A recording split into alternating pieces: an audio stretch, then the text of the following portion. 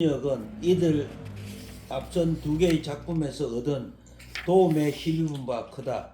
송고승전에서 다음과 같이 적고 있다. 법장이 척천무에게 진역 환경을 강설했는데 그가 경전의 각 장마다 나타나는 포괄적이고도 구체적인 원리와 가르침들인 십현문, 인드라망, 해인산매, 육상, 화합, 보편적인 인식의 경계의 뜻을 설하기에 이르자 축천무는 어리둥절하며 어쩔 줄 몰랐다. 이에 법장은 궁전으로 안내하여 금사자를 가르침을 설명하기 위한 비유로 그것을 사용했다. 이 교의는 아주 분명하고 이해하기 쉬워서 황후는 가르침의 핵심을 신속하고 충분히 이해하게 되었다. 이 강설은 나중에 포괄적이고도 구체적인 이론들을 상세히 설명하기 위한 10가지 원리의 산문체로 옮겨졌는데 그것을 금사자장이라 부른다. 근데 척천무가 불교에 상당히 공헌을 했죠. 그 우리가 개경찬 있잖아요. 개경계 무상심진비무법 백천만금 난조의 그 누구시냐면 척천무 시입니다. 항상 우리가 경할 때마다 나오잖아요. 개경찬이 그 척천무의 시입니다. 개경계. 그걸 처음 하셨죠. 그 척천무 시야. 개경찬이. 그러니까 스님들도 화엄사상을 알기가 힘든데 황후한테 이야기해서 얼마나 당황을 하겠어요. 그러니까 이제 법장이 이래가 안 되겠다. 금사자상을 이제 가지고 설명하는데 그 이제 1번 연계의 원리를 밝힌다. 2번 색가공을 나눔. 3가지의 성품을 요약함. 무상을 드러냄. 무생의 진리를 설명함. 5가지 가르침을 논함. 10편을 다스림. 육상을 포용함. 보리와 완전한 지혜를 성취함. 열반에 들어감. 그러니까 사자상으로 황후에게 10가지를 법장스님 설명을 다 해준 거예요. 대단하죠? 구체적으로 하나 들어가 봅시다. 1. 연계의 원리를 밝힘. 금에는 타고난 자기의 성품이 없지요. 무자성이지요. 사자의 형상이 나타나는 것은 능수관 공해의 조건과 금이라는 공해의 조건이 만나서 기구에 의한 것이다. 이 나타남은 오로지 인과의 결과이며 따라서 그것을 일컬어 연기를 통한 나타남이란다. 이거 이해되죠? 네. 금과 장인의 기술이 만나서 금사자상이 나타났지. 그런 조건이 없으면 금사자상이 없다. 연기. 논평. 연기가 화엄 불교의 전체 교리를 뒷받침해주는 1차 원리라는 데 대한 법장의 확신을 여기서 목격할 수 있다. 그럼 우리가 화엄 불교의 전체 교리가 뭐다고요? 연기법이다. 근데 불교는 연기를 모르면 불자라고 못한다 했죠. 제가 이런 말씀 드렸잖아. 연기, 공, 가명, 중도 이거 꼭 아셔야 돼요. 이건요, 막 하늘이 두 쪽 나도 스님들은요 꼭 아셔야 돼. 연기, 공, 가명, 중도. 그 당연히 연기와 공을 알면 중도지요. 치우치지 않잖아. 고정된 실체가 없는데 자기가 우릴 필요가 없으니까. 각종 법장의 확신을 여기서 목격할 수 있다. 금에는 자성이 없기 때문에 각종 현상은 연에 의해 생겨나는 것이다. 현상이 뭐예요? 금으로 만들어지는 걸 말하는 거예요.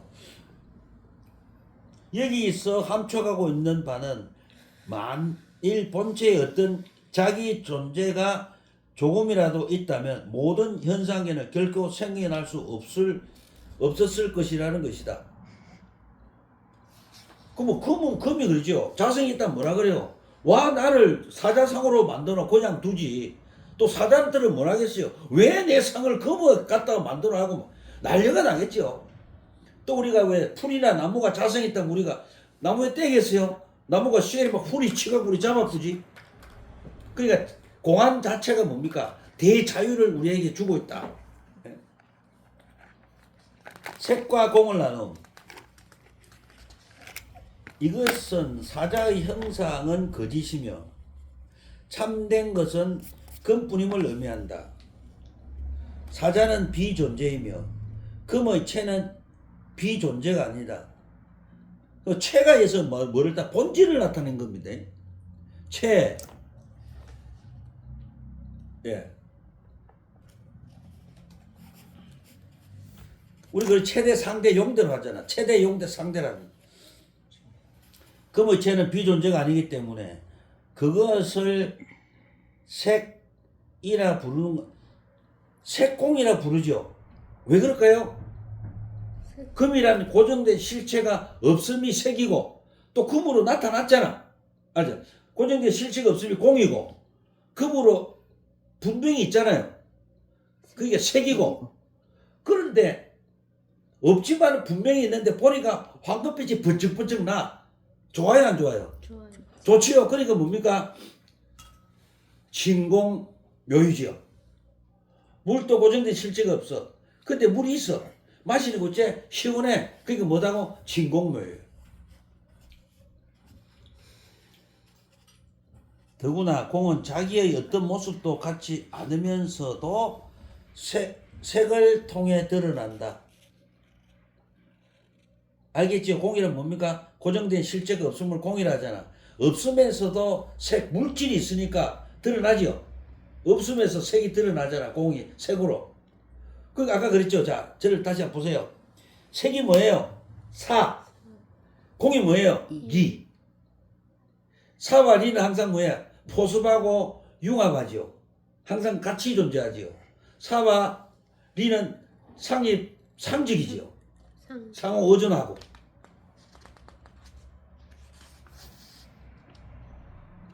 안 어렵죠? 공이 색의 거짓된 존재를 햇살 놓지 않는 이 사실을 색공이라 한다.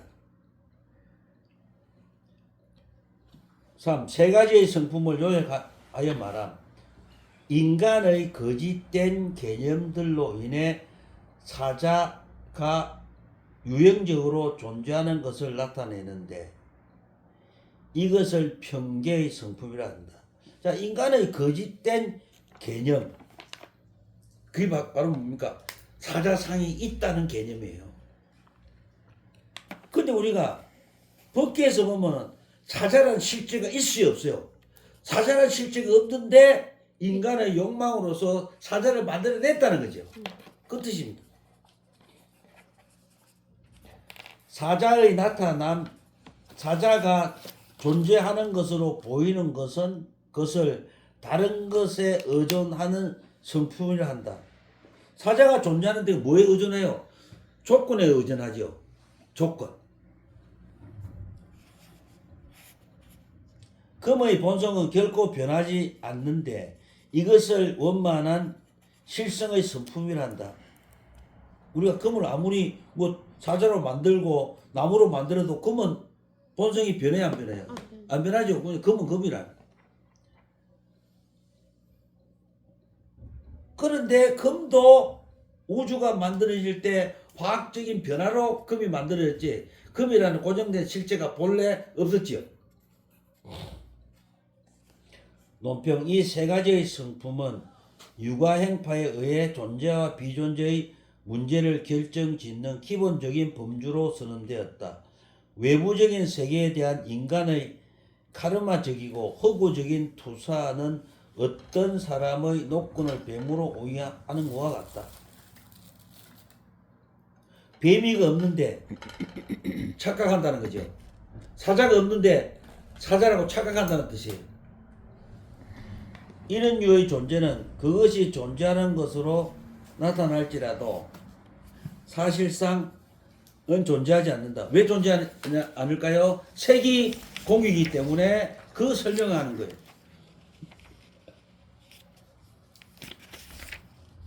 이것이 평계의 선포입니다. 그렇지만 현상 세계에는 사람의 마음과 떨어져 있는 독립적인 실체가 없다는 사실을 우리가 이해한다면, 왜 부처님이 세상은 뭐가 만든다 했어요?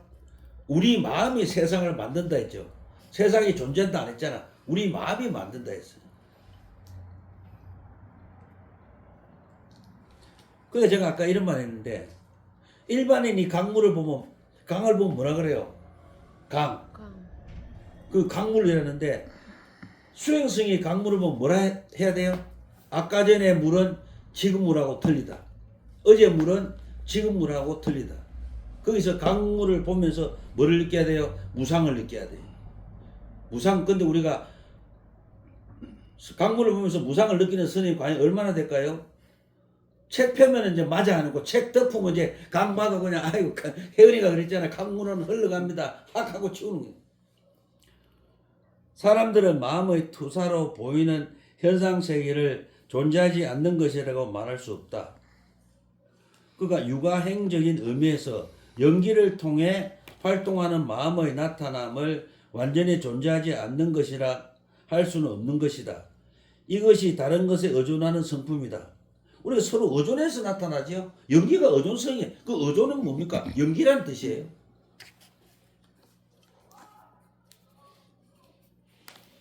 마음의 본체는 모든 카르마와 미혹에서 자유로우며 천성적으로 주객의 이분법을 경멸하고 있다.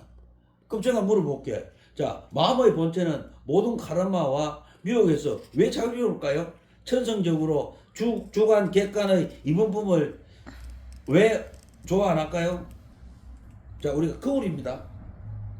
마음이에요. 거울이에요. 마음에 거울에 물건이 비치면 그저 비치는 보고 있고, 지나가면 지나간 대로 있지, 빛이 있다 좋다 나쁘다 판단해야 하네 거울이. 그래서 마음을 거울을 볼 때는 요만이 딱 맞죠. 예. 그러니까 우리가 그러면은 마음에 때각이 있어. 뭐가 지나가. 그 뭐라겠어요? 안 보인다. 그게 바로 뭡니까? 무명이에요.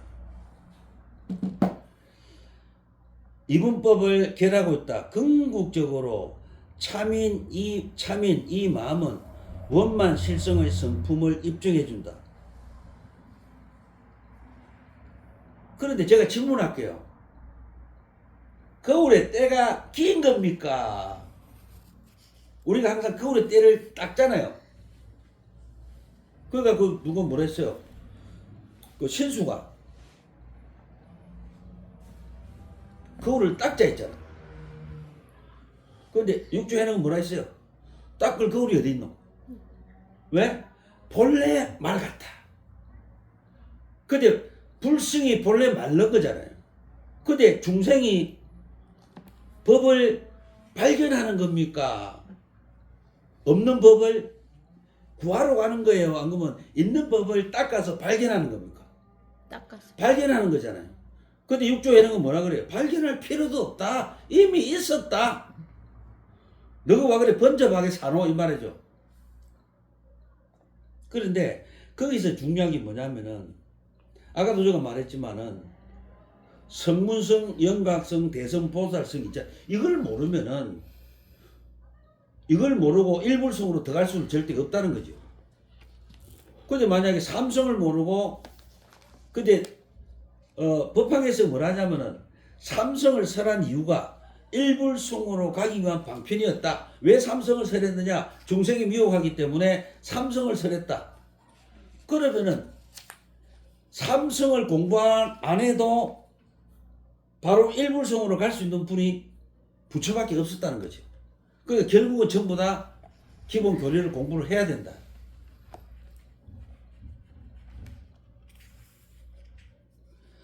모든 것을 포용하는 화엄의 접근법은 이 중요한 육아행 교의를 무시할 수 없으며, 따라서 법장은 그가 마음에 품은 행운의 10가지 원리를 전부 세우기 위해 여기서 그것을 포괄하지 않을 수 없었던 것이다.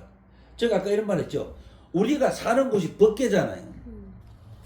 법계는 우리 마음이 그려낸 거예요. 본래 있은 거예요. 본래 있은 거잖아요. 그게 바로 아까 그거 거울이 본래 맑았다는 거하고 법계가 본래 있었다 같은 거예요. 근데 우리가 이제 자 진제 입장에서 보면은 아까 강물을 물어봐야 돼. 어제 강물은 오늘 강물 틀리다 해야 되고 속죄 입장에서 물어봐야 돼. 그냥 강물은 흘러가구나 봐야 돼요.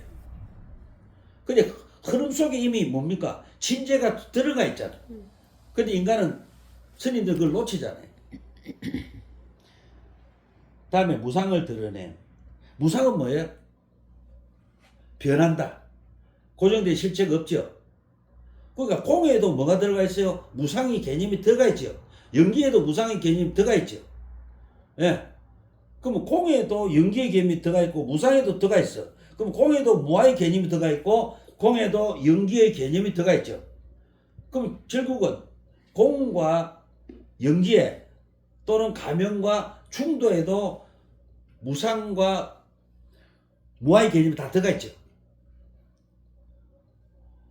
무상을 드러내. 금이 사자를 완전히 받아들일 때 사자의 형상은 발견될 수 없다는 것이다. 이것을 무상이라 한다. 그럼 우리가 사자가 있어. 어떤 사람 물어봐요. 금? 아니지. 와, 처음부터 금이 이러죠. 그럼 거기서 뭐가 나타나? 사자는 발견될 수가 없어요. 금밥이잖아. 그런데 또 어떻게 볼 수가 있어요? 금을 안 봐. 뭐를 봐? 사자만 보는 거야. 그럼 사자가 뭐예요? 금이 없어지는 거예요. 이해가 가죠? 무상. 그러니까 여기서는 어떻게 하냐면 이제 이해가 되죠? 서로가 뭡니까? 어떤 보는 관점에 따라서 사자가 나타나고 금이 나타나요. 또는 보는 관점에 따라서 사자가 없어지고 금이 없어져요. 무상. 이것은 리가 사로 리가 사가 리도 하는 것이다. 이법계에서는 어떠한 형상도 존재하는. 근데 우리가 리와 사가 내면에 있습니까? 밖에 존재합니까? 내면에 있습니다. 무생의 진리를 설명함. 이것은 사자가 생기는 것을 보는 바로 그 순간이 사실상 금이 생기는 것임을 의미한다. 금과 떨어져 있는 것은 아무것도 없다. 사자가 존재를 잊고 벗을지라도 사실상 금의 실체는 결코 정감이 없다. 이것을 무생의 진리라 한다. 그러니까 우리가 금을 가지고 사자를 아무리 만들어도 금의 무게는 똑같다는 거죠. 더 태어나요? 안 태어나죠.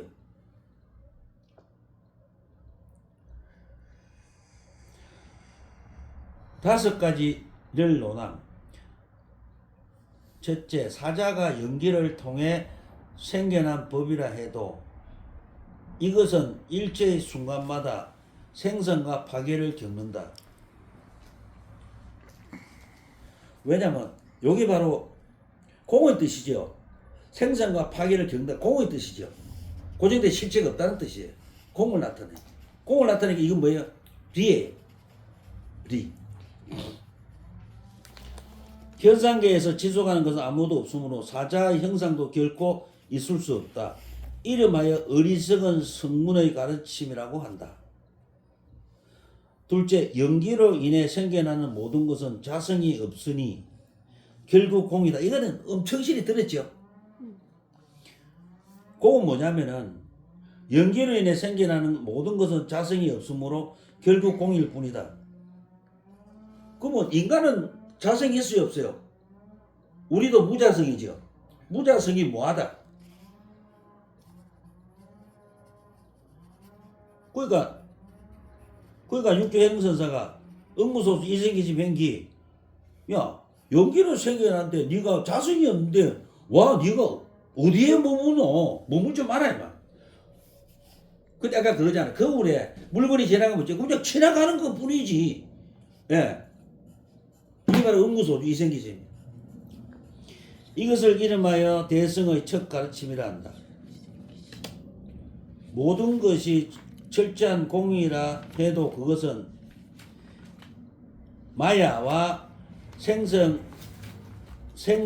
생생한 나타남을 해설 놓지 않는다. 연기로 인한 모든 것은 허위의 존재이고 따라서 그것은 진공이다. 이건 이해가 가지요. 여기에 생겨나는 건 실체가 없잖아. 존재와 비존재가 공존하는 것을 이름하여 대승의 마지막 가르침이라 한다. 존재와 비존재가 공존이 뭐예요?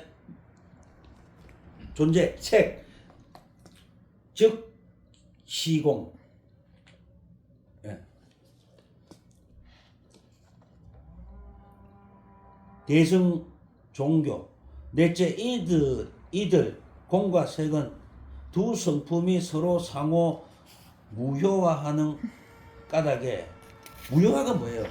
공이 무에 들어가고 무가 공에 들어가죠. 공이 색에 들어가고 색이 어디에 들어가고 공에 들어가잖아. 상이 상적이죠. 그 서로가 뭐야? 무효가 하나니까 둘이 아니란 뜻이. 공의 개념이나 존재에 대한 생각도 아무런 영향을 끼치지 않는다. 이것은 존재와 비존재에 대한 생각이 사라진 세계이다. 이것은 이름과 말이 도달될 수 없는 경계. 마음은 집착하는 바 없이 이곳에 머문다. 이것을 이름하여 대성의 즉각적 가르침이라 한다.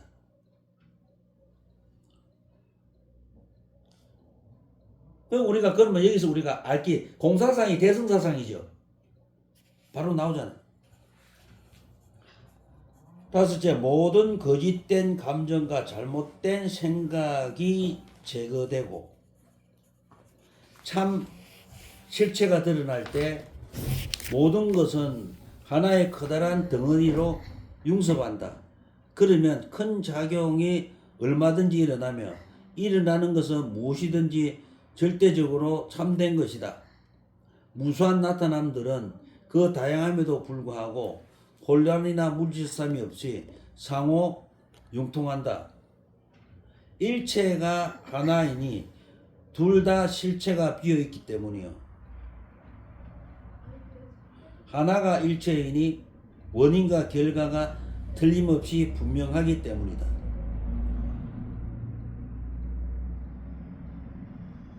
여기 보니까 일체가 하나, 원인과 결과가 틀림없이 분명하다. 연기법이죠.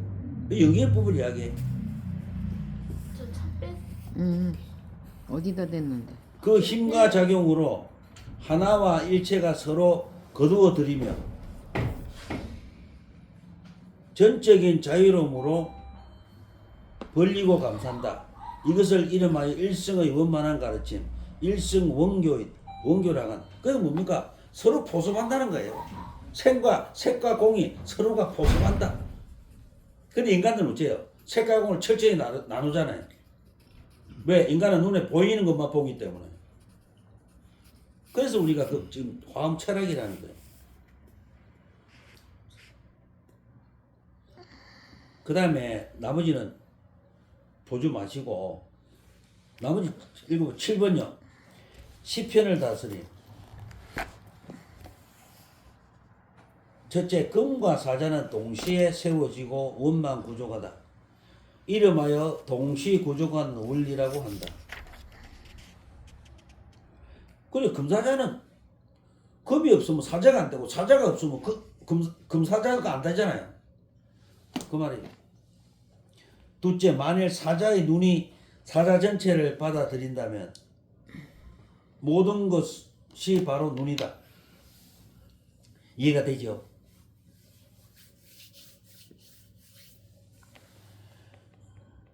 만일 귀가 사자 전체를 받아들인다면 모든 것이 바로 귀이다. 만일 각종 기관들이 동시에 사자 전체를 받아들이고 모든 것이 그들에 속해 있는 모든 것들을 구족한다면 일체의 기관들은 순수한 존재 자체 순수한 것일 뿐 아니라 혼합된 다른 것들을 포함하는 것이기도 하다. 이것을 여러 창고가 순수하고 섞인 것들을 가득 가지고 있는 원리라고 한다. 셋째, 금과 사자는 서로 조화롭게 세우고 용납하며 하나와 여럿 사이에는 걸림이 없다. 이렇게 원만하게 서로 포괄하는 가운데도 리와 사, 하나와 여럿은 그 자신의 위치에 머문다. 이것을 일으켜 하나와 여럿이 서로 보섭하고 차별한다고 말한다. 그러니까요, 금으로 사자의 다리를 만들든 사자의 내장을 만들든 금이 간섭해요? 안 하지요? 사자는 왜 금으로 나를 만들어 간섭 안 하지요? 그 뜻이에요.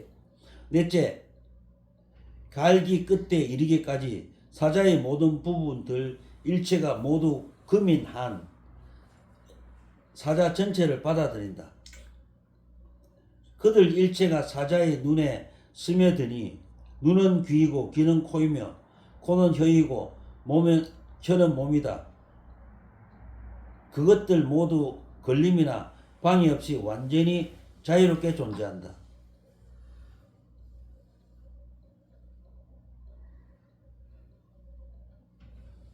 근데 이거는요, 사자를 만들어 놨잖아. 이다가 어떤 명칭을 붙이도 걸림이 있어요, 없어요? 전혀 없잖아요. 발 보고 눈이다 해도 뭡니까? 그래도 사자예요. 네. 다섯째, 만일 우리가 사자로 본다면 사자만 있을 뿐 금은 없지요. 사자는 드러나지만 금은 숨겨져 있는 것이다. 우리가 금을 금으로 본다면 금뿐이면 사자는 없다. 이해가 되지요? 금은 드러나지만 사자는 숨겨지는 것이다. 우리가 두 가지를 일체히 본다면 그들은 둘 다 나타나거나 둘 다 숨겨진다. 숨겨진즉 그들은 은밀히 나타난즉 그것들은 드러난다. 그러니까 사자도 드러나고 금도 드러나죠. 근데 우리가 가서 딱 보고 와 사자다 하면 금은 숨어버려요. 그 말이에요. 그러니까 금과 사자는 드러남과 숨음에 원만하죠. 그것을 이름하여 비밀리에 드러남과 감춰짐이 동시에 세워진 것. 은밀, 현요, 구성문이라고 한다. 여섯째, 금과 사자는 나타나기도 하고 숨겨지지도 한다. 이게 뭐냐면 금을 딱 보면 사자가 숨겨지고 사자를 딱 보면 금이 숨겨지고 하나이기도 하고 여럿이기도 한다. 하나는 금이고 여럿은 사자의 구성 요소 있잖아요. 사자의 갈기와 눈과 코와 그걸 여러 개예요. 그러면 금으로 보면은 여러 개를 하나로 먹은 거 있죠. 금이 여러 개를 하나로 먹은 거 있잖아. 금이라고.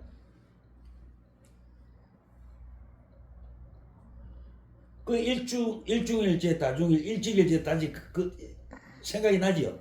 예, 그걸 지금 설명하는 거예요. 하나이기도 하고 여럿이기도 하며 순수하기도 하고 섞이기도 하며 유력하기도 하고 무력하기도 하다. 왜냐하면 사자를 보면 힘이 확 있죠. 또 금으로 딱 보니까 또 뭡니까? 힘이 없어요. 그냥 금이구나. 몰라요. 도둑놈이 달게 들면 이것이 있고 이것이 저것이고 주인과 손님이 빛을 교환하며 리와 사가 일제히 나타난다. 그럼 여기서 리가 금이에요. 리가 금의 본체라. 예, 여기서 보면 리가 금이고 본체고 사가 현상이죠. 사자예요. 서로 용납한즉 그들은 서로의 존재를 해살놓지 않는다. 아까 그까는 왜 금이 사자를 만들라고 달게 들지 않고, 그죠? 사자는 너를 왜 금으로 만들어 사람이 도둑질 해가게 달라 들지 않아요.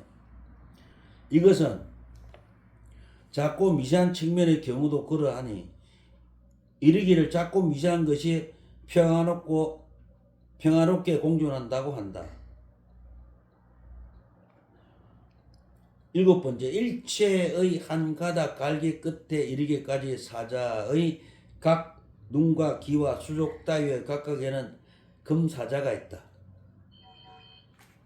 사자의 귀잖아요. 그럼 뭐냐면 사자의 귀, 사자의 코, 사자의 갈기, 사자의 입 이렇잖아요. 그러니까 각 부분에 다 뭐가 붙어요? 사자가 다 존재한다. 이해가죠? 안 해도.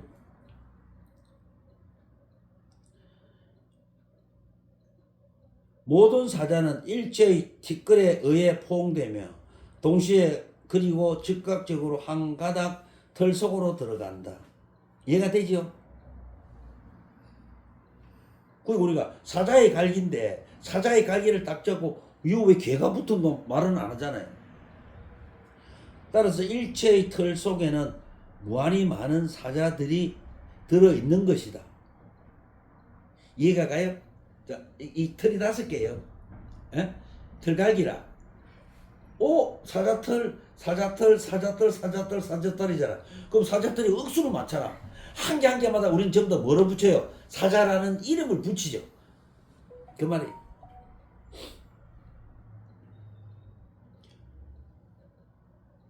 그러나 반복은 하늘에 있는 인드라의 보석망처럼 끝이 없다. 아까 말씀드렸잖아. 그 말이야. 털 하나에 사자. 근데 그 털은 어때요? 한 털이 또한 이 털을 또 비추죠. 이 털이 사자털이기 때문에 이 털도 사자털이라.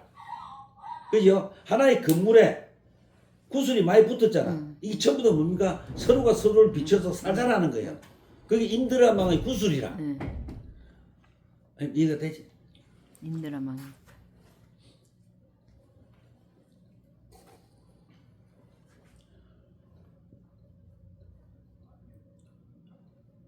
그래서 그러한 반복은 하늘에 있는 인드라망의 보석처럼 끝이 없다.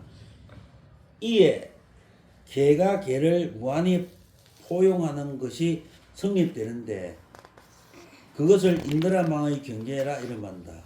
8째, 사자는 인간의 무지를 가리키기 위해 설한 것이며 누구 무지요? 척천무. 금은 참 성품을 드러내기 위한 것이다. 리와 사를 합하여 논함으로 리가 금입니다. 사가 사자예요. 교위에 대한 바른 이해에 도달할 수 있도록 하기 위해 알리아식이 서술된다. 근데 여기서 왜 알리아식이 서술되냐면은 알리아식에 무명이 있으면요, 분별을 못해요. 보자. 오늘 보면 여기까지 할까요? 여기까지 합시다. 다음 시간.